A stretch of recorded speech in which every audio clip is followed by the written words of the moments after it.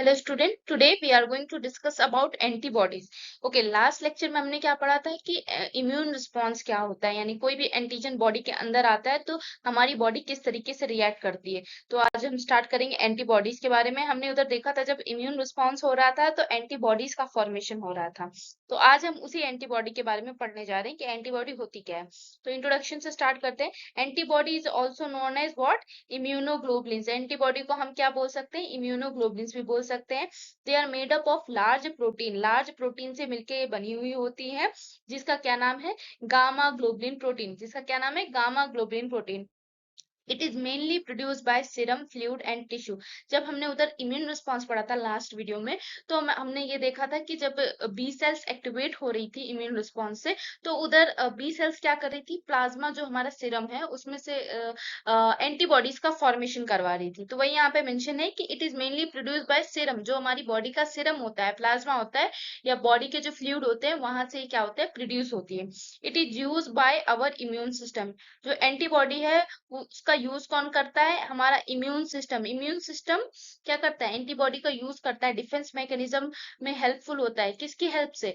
Antibody की help से। ठीक, to identify and neutralise. Identify भी हमने बताया था उधर। इम्यून रिस्पॉन्स जब आप एक बार पढ़ेंगे तो आपको अच्छे से क्लियर हो जाएगा कि कैसे ये आइडेंटिफाई करता है किसी माइक्रो ऑर्गेनिज्म को, और किस तरीके से ये न्यूट्रलाइज करता है। न्यूट्रलाइज का मतलब है जो उसकी टॉक्सिसिटी है या जो भी एंटीजन का पैथोजेनिक एक्टिविटी है उसको न्यूट्रलाइज करना या उसको खत्म करना। ठीक, pathogen such as bacteria and viruses. आपको पता है बैक्टीरिया, वायरसेस या कोई भी फंगस ऐसा पैथोजेनिक जो माइक्रो ऑर्गेनिज्म बॉडी में जो एंटर करता है उसे हम एज एन एंटीजन उसको कॉल करते हैं।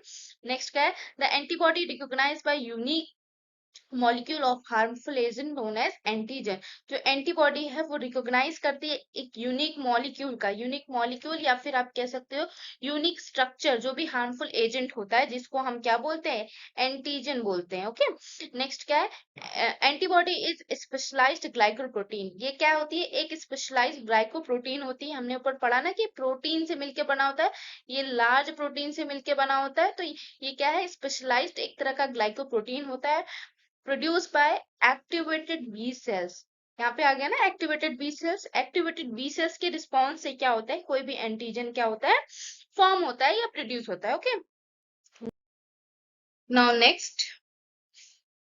ओके, एच चेन की अगर हम बात करें तो एच चेन 5 क्लासेस में डिवाइडेड होता है।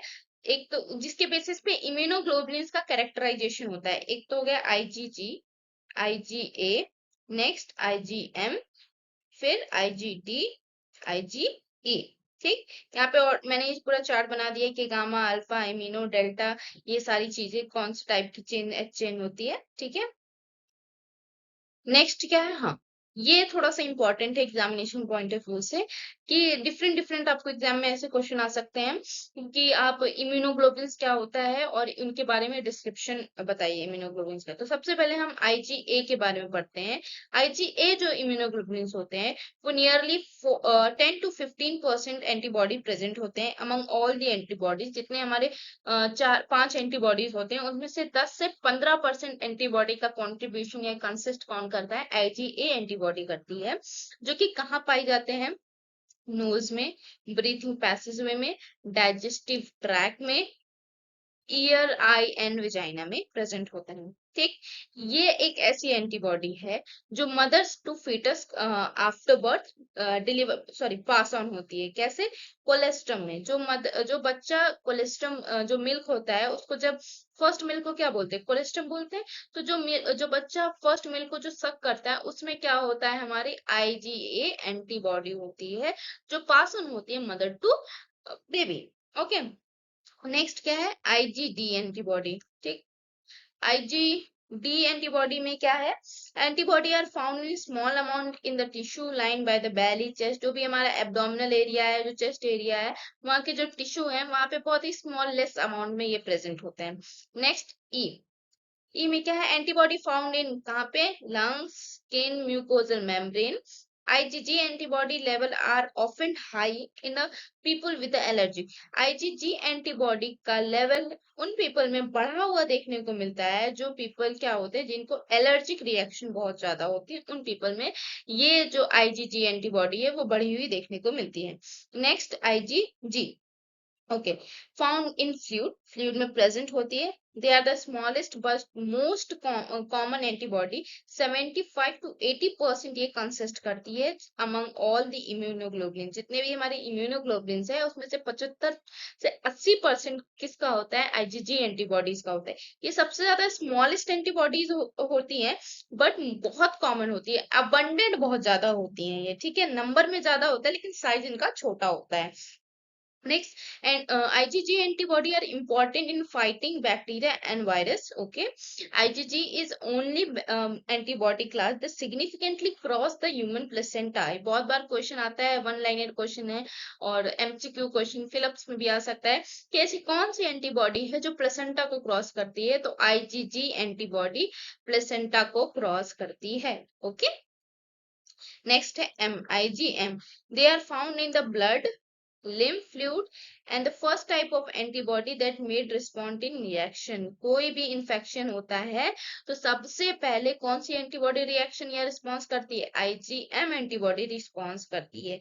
ये कितने नंबर में प्रेजेंट होती है? 5 से 10% में प्रेजेंट होती है और ये सबसे बड़ी साइज होती है, बिगेस्ट साइज, इसलिए इसको मैक्रो एंटीबॉडी कहा जाता है। क्या बोला जाता है? Macro antibodies. ओके, नेक्स्ट क्या है?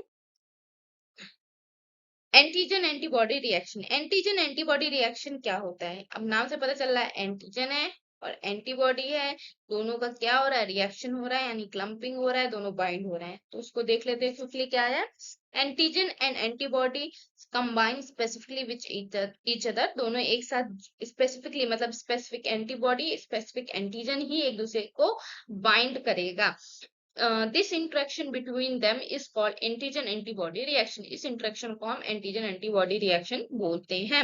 मतलब कोई एंटीजन एंटीबॉडी जब कंबाइन होते हैं स्पेसिफिकली तो उसको हम एंटीजन एंटीबॉडी रिएक्शन बोलते हैं। एब्रीविएशन देखें तो उसको AGAB रिएक्शन भी बोलते हैं। क्या बोलते हैं? AGAB reaction. Okay, these reactions form the basis of detection of infectious disease causing agent and also some non-specific agents like enzyme। ये आपको पता चल, जब मैंने इम्यून रिस्पॉन्स बताया था तो आपको पता चलेगा वहां पर, जब आप पढ़ेंगे तो पता चलेगा कि कैसे कोई एंटीबॉडी किसी भी एंटीजन को डिटेक्ट करने का काम करता है। When AGAB reaction occur in vitro, in vitro मतलब आउटसाइड ऑफ द बॉडी, जब एंटीजन एंटीबॉडी रिएक्शन शरीर के बाहर होती है, शरीर के बाहर का मतलब लैब्स में होती है, तो उसको हम बोलते हैं सेरोलॉजिकल। क्या बोलते हैं? Serological reaction. ये सेरोलॉजिकल रिएक्शन हम क्यों करते हैं? ताकि हमें पता चल जाए कि कौन सी एंटीबॉडी, कौन सा एंटीजन बॉडी में प्रेजेंट है। ओके, ये बेसिकली डायग्नोस्टिक टेस्ट होता है बहुत सारे एग्जाम के लिए, सॉरी बहुत सारे डिजीज कंडीशन के लिए हम ये टेस्ट परफॉर्म करते हैं। एलाइजा हो गया, PCR हो गया, इसके अंदर आता है डिफ्यूजन प्रोसेस होता है, डबल डिफ्यूजन, सैंडविच प्रोसेस होता है, बहुत सारी प्रोसेस होती है सेरोलॉजिकल टेस्ट के अंदर। This reaction between AG and AB occur in 3 stages. ये कितने स्टेजेस में होती है? 3 स्टेजेस में होती है। सबसे पहले फर्स्ट स्टेज में क्या होगा? रिएक्शन में क्या होगा? AG-AB कॉम्प्लेक्स बनेगा। AG-AG कॉम्प्लेक्स का मतलब ABAG, यानी एंटीजन आएगा, एंटीबॉडी से क्या होगा, मतलब एंटीबॉडी एंटीजन से बाइंड करेगी, तो उस प्रोसेस को, उस पर्टिकुलर स्ट्रक्चर को हम क्या बोलेंगे? कॉम्प्लेक्स बोलेंगे। कौन सा कॉम्प्लेक्स? AG-AB complex. नेक्स्ट क्या है? Visible event seen precipitation agglutination. Agglutination और आप कह सकते हो प्रेसिपिटेशन जैसी कंडीशन आपको देखने को मिलेगी, जिसमें क्या होता है, जो भी एंटीजन होता है वो क्या करता है? क्लम्प बना लेता है। एंटीजन एंटीबॉडी जब कॉम्प्लेक्स बनाते हैं तो वो क्लम्पिंग करने लगता है। जैसे अगर आपको मैं एग्जांपल दूं, जब ब्लड का हम जब ब्लड ग्रुप चेक करते हैं तो उसमें क्या करते हैं हम? बहुत सारे कंट्रोलर, सारी चीजें ब्लड के अंदर हम मिक्स करते हैं, तो वहां पे आपको क्लम्पिंग दिखाई देती है। तो क्लम्पिंग दिखाई देने से हम क्या करते हैं? आइडेंटिफाई करते हैं कि कौन सा ब्लड ग्रुप है, कौन सा ब्लड ग्रुप नहीं है पर्टिकुलर पेशेंट का। उसी तरीके से यहाँ पे भी एग्लूटिनेशन या क्लम्पिंग दिखाई देंगी। और थर्ड स्टेज में क्या होगा? न्यूट्रलाइजेशन होगा। न्यूट्रलाइजेशन का मतलब ये हमारा एंटीजन है और ये हमारी एंटीबॉडीज पे बाइंड हो गई है, तो ये एंटीबॉडी क्या करेगी? इस माइक्रो ऑर्गेनिज्म को न्यूट्रलाइज करने का काम करेगी। ओके, नेक्स्ट क्या है, antigen binding site. Antigen binding site हम लोग नेक्स्ट वीडियो में पढ़ेंगे, क्योंकि इसमें थोड़ा सा आगे और है। इसमें आपको देखने को मिलेगा ये हमारा एंटीजन है, ये हमारा ग्रीन कलर में जो दिख रहा है आपको एंटीबॉडी है। एंटीजन में एपिटॉप होता है, एंटीबॉडी में पैराटॉप होता है। जो एपिटॉप और पैराटॉप ही बेसिकली बाइंड होते हैं और एंटीजन एंटीबॉडी कॉम्प्लेक्स का फॉर्मेशन करते हैं। तो ये सारी चीजें हम फर्दर लेक्चर में इसको डिस्कस करेंगे। आई होप आपको ये समझ में आया होगा। अगर कोई क्वेश्चन है तो आप कमेंट सेक्शन में वो क्वेश्चन ड्रॉप कर सकते हैं। I will surely give the answers.